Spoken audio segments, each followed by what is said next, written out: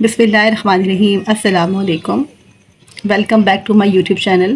آج ہم آغاز کرنے جا رہے ہیں باب دوم کے چیپٹر 3 عقیدہ آخرت کا۔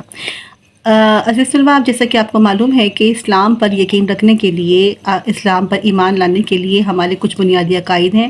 انہی عقائد میں سے عقیدہ آخرت بھی ایک ہے، اور بغیر عقیدہ آخرت پر ایمان لائے اور اسے تسلیم کیے بغیر ہم دائرہ اسلام میں داخل نہیں ہو سکتے۔ تو عقیدہ آخرت کا آغاز کرنے سے پہلے میں آپ کو کہنا چاہوں گی کہ آپ اگر میرے چینل پہ نئے ہیں تو اس کو سبسکرائب کر لیجئے، اس کو زیادہ سے زیادہ شیئر کیجئے اور بیل آئیکن کا بٹن جو ہے وہ پریس کر لیجئے۔ عقیدہ آخرت جو کہ پیج نمبر 15 پر موجود ہے۔ اسلام ایک کامل اور جامع دین ہے۔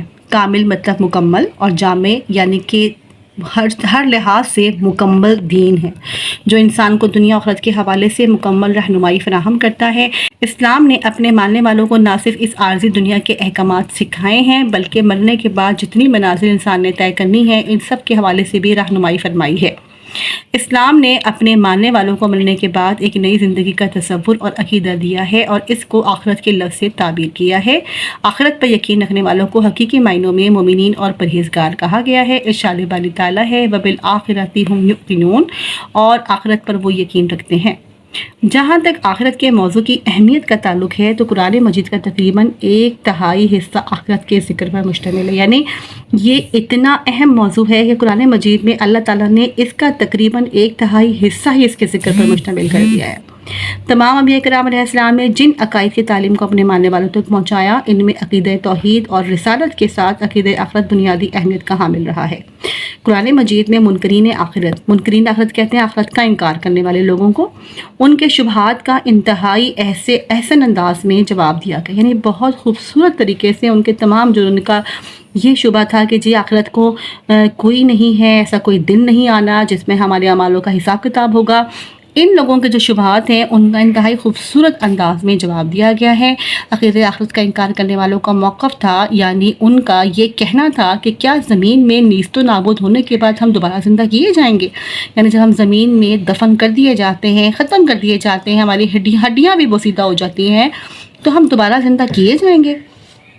ہمارے لیے تو صرف یہی دنیا کی زندگی ہے اور ہم نے دوبارہ زندہ نہیں ہونا، اور ہڈیوں کے بوسیدہ ہونے کے بعد یعنی بالکل بھر جانے کے بعد، چورا چورا ہو جانے کے بعد دوبارہ کون زندہ کر سکتا ہے؟ اللہ تعالیٰ نے قرآن مجید میں ان کے شبہات کا رد کرتے ہوئے، ان کا انکار کرتے ہوئے کیا ارشاد فرمایا؟ اور وہی ہے جو مخلوق کو پہلی بار پیدا فرماتا ہے، پھر وہی اسے دوبارہ پیدا کرے گا، اور یہ اس پر بہت آسان ہے۔ ٹھیک ہے، انسانی عقل اس بات کو تسلیم کرتی ہے کہ کسی بھی چیز کا دوسری مرتبہ بنانا یا پیدا کرنا پہلی بار پیدا کرنے سے زیادہ آسان ہے، اسی لیے انسانی عقل عقیدہ آخرت پر ایمان لانے کا تقاضا کرتی ہے۔ ٹھیک ہے، یہاں بتایا جا رہا ہے کہ جو ہماری عقل سلیم ہے، اللہ نے ہمیں عقل عطا فرمائی ہے، یہ بھی اس بات کو کہیں نہ کہیں تسلیم کر لیتی ہے جب کوئی ایک چیز ایک دفعہ پیدا ہو چکی ہے تو یقیناً دوبارہ بھی پیدا ہو سکتی ہے۔ ہر شخص اس بات کو تسلیم کرتا ہے کہ اچھے اعمال کا صلہ اور برے اعمال کا بدلہ، نیکسٹ پیج پہ موو کرتے ہیں، ملتا ہے۔ غور و فکر کرنے کی بات ہے کہ کیا مجرموں کو ان کے جرائم کی سزا نہیں ملے گی؟ کیا پرہیزگاروں کو ان کے اعمال کا بدلہ نہیں ملے گا؟ کیا اشرف المخلوقات انسان کو اللہ تعالیٰ نے بیکار پیدا کیا ہے، اور کیا اس کے اعمال کی کوئی حیثیت نہیں؟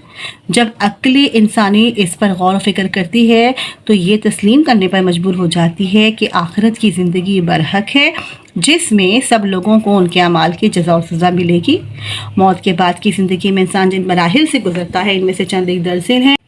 عالم برزخ، عالم کہتے ہیں جہاں کو، اور برزخ ایک وہ جہاں جس کو برزخ کہا جاتا ہے، یعنی موت کے بعد اور دوبارہ اٹھائے جانے سے پہلے کے درمیانے دور کو عالم برزخ کہتے ہیں، یعنی قیامت کے دن کے آنے سے پہلے مرنے کے بعد انسان کی روحوں کو جہاں بھیجا جائے گا ان کو عالم برزخ کہا جاتا ہے۔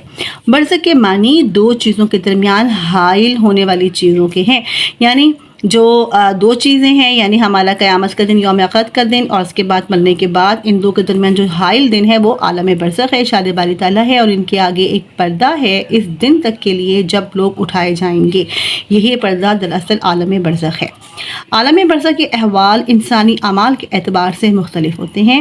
نبی کریم صلی اللہ علیہ وسلم نے ارشاد فرمایا، بے شک قبر جنت کے باغوں میں سے ایک باغ ہے یا جہنم کے گڑھوں میں سے ایک گڑھ ہے۔ اللہ تعالیٰ سے میری دعا ہے کہ اللہ تعالیٰ ہم سب کو جنت کے باغوں میں سے ایک باغ عطا فرمائے، آمین ثم آمین۔ حشر و نشر، نشر کا معنی موت کے بعد زندہ کرنا، جبکہ حشر کا معنی حساب کے میدان اور پھر جنت و دوزخ کی طرف لے جانا ہے۔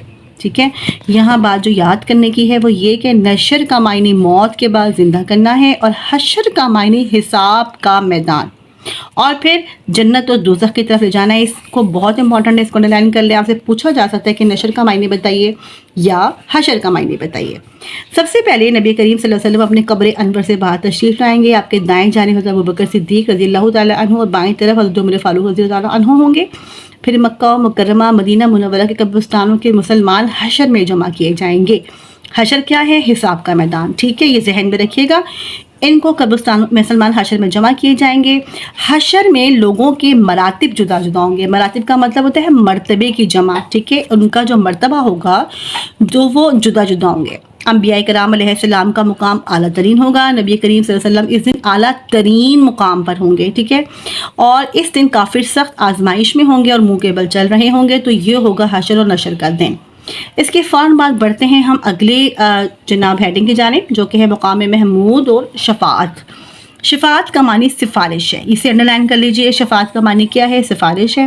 شفاعت کی دو قسمیں ہیں۔ پہلے شفاعت کبریٰ ہے جو نبی صلی اللہ علیہ وسلم کی خصوصیت ہے۔ اس شفاعت کا فائدہ پوری انسانیت کا ہوگا۔ اللہ تعالیٰ قیامت کے دن ہم سب کو شفاعت کبریٰ نصیب فرمائے، یعنی نبی کریم صلی اللہ علیہ وسلم کی خصوصی شفاعت نصیب فرمائے۔ یہ ہم سب بینگ مسلم ہم سب کی دعا بھی ہونی چاہیے، ہر نماز میں ہمیں دعا کرنی چاہیے، اور یہ شفاعت جو ہے یقیناً خاص مومنین اور پرہیزگاروں کے لیے ہوگی۔ ٹھیک ہے، آگے ہے کیونکہ حساب کے انتظار کی سختی ختم ہو جائے گی اور حساب شروع ہو جائے گا، اسی شفاعت کو مقام محمود بھی کہتے ہیں، یعنی جو نبی صلی اللہ علیہ وسلم ہماری شفاعت کریں گے اور حساب کی سختی انتظار کی سختی ختم ہو جائے گی تو اس کو مقام محمود کہا جائے گا۔ نبی کریم سے پوچھا گیا مقام محمود کیا ہے، تو آپ نے فرمایا مقام محمود ہی شفاعت ہے۔ ٹھیک ہے، دوسری شفاعت جو ہے وہ شفاعت صغریٰ ہے۔ صغریٰ اور کبریٰ یہ آپ کو پتہ ہی ہے کہ ہم جب نماز پڑھتے ہیں تو عموماً ہم نماز میں دعا کرتے ہیں کہ اللہ تعالیٰ ہمارے کبیرہ اور صغیرہ گناہوں کو معاف فرمائے۔ تو کبیرہ بڑے گناہوں کو کہا جاتا ہے اور صغیرہ چھوٹے گناہوں کو۔ اسی طرح کبریٰ بڑی شفاعت ہے اور دوسری شفاعت جو ہے وہ شفاعت صغریٰ ہے۔ قیامت کے دن نبی کریم صلی اللہ علیہ وسلم اور دیگر انبیاء کرام علیہ السلام، ملائکہ، علماء، شہداء، صالحین، قرآن مجید اور روزے وغیرہ بھی اللہ تعالیٰ کے حضور انسانوں کی شفاعت کریں گے۔ ٹھیک ہے، ہمارے نیک اعمال ہیں جو ہمارے لیے شفاعت کریں گے۔ شفاعت میں زور اور زبردستی نہیں ہوگی، اللہ تعالیٰ پر کسی کا زور نہیں چلے گا، اللہ تعالیٰ جس کو چاہے گا شفاعت کا اذن عطا فرمائے گا۔ عقیدہ آخرت پر ایمان کا تقاضا یہ ہے کہ ہم زندگی میں آخرت کی فکر کریں اور زیادہ سے زیادہ نیک عمل کریں اور گناہوں سے بچیں، حقوق اللہ اور حقوق العباد کا خیال کریں، دوسروں کے ساتھ اچھے اخلاق سے پیش آئیں تاکہ ہم جنت کے مستحق بن سکیں۔ تو بیٹے یہ کچھ عقیدہ آخرت پر ایمان کے تقاضے ہیں۔ اگر ہم یہ چاہتے ہیں کہ اگر ہمارا ایمان ہے آخرت پر تو اس کے تقاضے ہیں جو ہمیں پورے کرنے چاہیے کہ ہمیں جو یہاں پر باتیں کی گئی ہیں ان تمام پوائنٹس پر ہمیں عمل کرنا چاہیے۔ حوض کوثر، ٹھیک ہے، کوثر کیا ہے؟ جنت کے اس حوض کا نام ہے جو نبی کریم صلی اللہ علیہ وسلم کو روز قیامت عطا کیا جائے گا، اور نبی کریم صلی اللہ علیہ وسلم کی امت اس سے سیراب ہوگی، یعنی اس سے مستفیض ہوگی، یعنی کہ اس سے ان کو فائدہ ملے گا، پانی پئیں گے۔ قیامت کے دن جو اس حوض سے پانی پی لیں گے وہ خوش بخت ہوں گے، یعنی خوش نصیب ہوں گے۔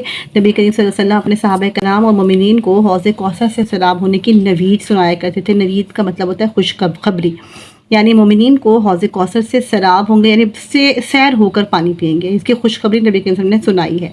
حوض کوثر کے صفات بیان کرتے ہوئے رسول اللہ نے فرمایا کوثر جنت میں ایک نہر ہے، اس کے کنارے سونے کے ہیں، یہ موتیوں اور یاقوت کی نالیوں میں بہتی ہے، اس کا پانی شہد سے زیادہ میٹھا، دودھ سے زیادہ سفید، برف سے زیادہ ٹھنڈا اور کستوری کی خوشبو سے زیادہ مہک والا ہے۔ تو بیٹا یہ کوثر میں جو جنت میں جو ایک نہر ہے یہ اس کی تمام کے تمام صفات موجود ہیں، اور یہ آگے آپ کا شارٹ کوشچن آنسر کا بھی ایک آپ کا ہے جو میں آپ کو بعد میں مارک کرواتی ہوں۔ میزان، میزان ترازو کو کہتے ہیں، اور اعمال کے وزن کے لیے قیامت کے دن جو میزان نصب کی جائے گی اس کا ہر پلڑا اتنی وسعت رکھے گا، یعنی اتنا بڑا ہوگا جیسی مشرق اور مغرب کے درمیان میں ہے، یعنی یہ اتنی بڑی میزان ہوگی، اس کا ہر پلڑا جو ہوگا وہ تقریباً مشرق اور مغرب کے درمیان میں جتنا فاصلہ موجود ہوتا ہے اس کا ہر پلڑا جو ہے وہ اتنا بڑا ہوگا، مشرق اور مغرب کے درمیان کے فاصلے کے برابر۔ یہ میزان حق ہے، یعنی ضرور لگے گی، اور قیامت کے دن سب لوگوں کے اعمال کا وزن اس میں کیا جائے گا۔ جن کے نیک اعمال وزنی ہوں گے وہ کامیاب ہوں گے، جن کے اعمال کا وزن ہلکا ہوگا وہ خسارے میں یعنی نقصان میں رہیں گے۔ ارشاد باری تعالیٰ ہے، اور قیامت کے دن ہم انصاف کے ترازو رکھیں گے تو کسی پر کچھ ظلم نہ کیا جائے گا۔